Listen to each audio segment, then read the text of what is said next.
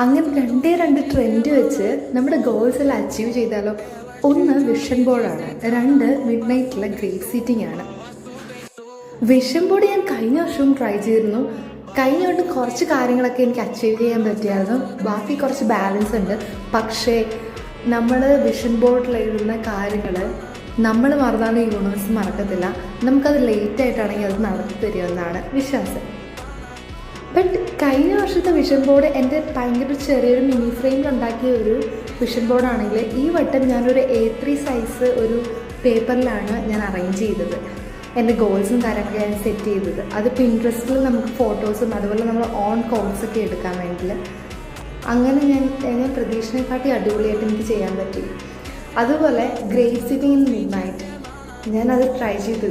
ദൈവമേ, first try ആയിരുന്നു. എന്തായാലും നല്ലൊരു എക്സ്പീരിയൻസ് ആയിരുന്നു. ഇവിടെ ഹോസ്റ്റലിൽ ടേബിൾസ് ഒന്നും ഇല്ലാത്തതുകൊണ്ട് ഡബിൾ ഡെക്കറിൻ്റെ അടിയിലിരുന്നാണ് ഞാൻ ട്രൈ ചെയ്തത്. നമുക്ക് നോക്കാം, ജസ്റ്റ് ട്രൈ ചെയ്തല്ലേ എന്താവുമെന്ന്.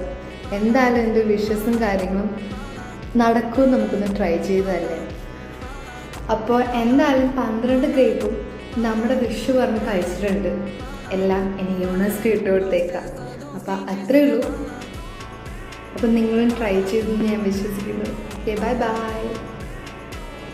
ഇത് പറഞ്ഞു കഴിഞ്ഞാൽ ഈ വീഡിയോയുടെ ലാസ്റ്റ് കാണുന്ന സലിംകുമാറിൻ്റെ അവസ്ഥയായിരുന്നു എൻ്റെ അവസ്ഥ.